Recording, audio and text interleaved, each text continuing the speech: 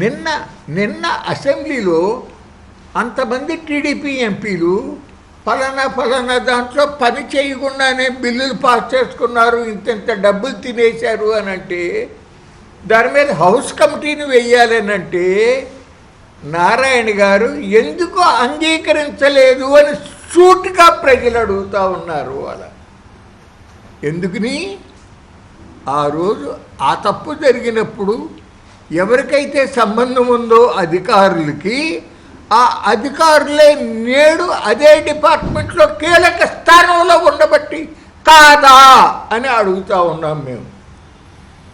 పిల్లి కళ్ళు మూసుకుని పాళ్ళు తాగుతా ఎవరో చూడటం లేదు అని ఎట్లా అనుకుంటుందో, ఇవాళ పాలకులు కూడా అట్లా అనుకుంటూ ఉన్నారు. అది చల్లదు, అది సాగదు.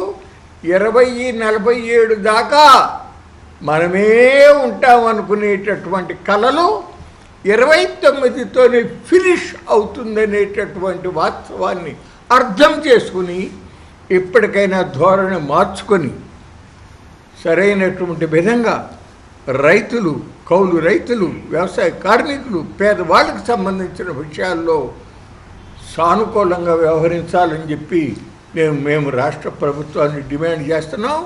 ముఖ్యంగా విశాఖపట్నం స్టీల్ ప్లాంట్కు సంబంధించినంతవరకు ప్రతిపక్షాలు విమర్శ చేస్తున్నాయి, కానీ అబ్బే ఎట్టి పరిస్థితుల్లోనూ కూడా ప్రైవేట్ చేయనివ్వు అని చెప్పి బీజేపీ నాయకులు చెప్తారు, చంద్రబాబు నాయుడు గారు చెప్తాడు, లోకేష్ గారు చెప్తాడు.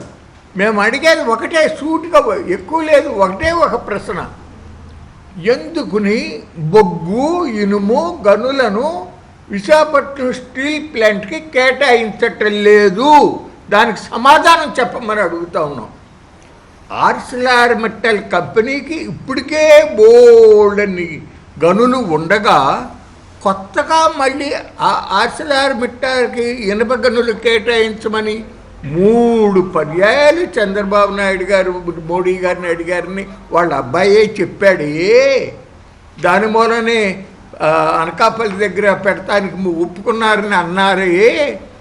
మరి విశాఖపట్నం స్టీల్ ప్లాంట్కి గనులు ఇమ్మని ఎందుకు అడగరు అని మేము అడుగుతూ ఉన్నాం రాష్ట్ర ప్రజలందరి పక్షాన కూడా. కాబట్టి ఇప్పటికైనా కానీ ఆ ధోరణులు మార్చుకొని రైతులు, సామాన్య ప్రజలకు మేలు చేయడానికి ప్రయత్నం చేయాలని చెప్పి మేము డిమాండ్ చేస్తూ ఉన్నాం. ఎంతసేపు కూడా ఈ పెద్ద కార్పొరేట్లకే వాళ్ళ సేవలో తరించే ఆలోచనలు మానుకోమని చెప్పి కోరుతూ ఉన్నాం. ఇప్పుడు మా సీనియర్ రైతు నాయకులు కేశవరావు గారిని కూడా మాట్లాడమని కోరుతున్నాం.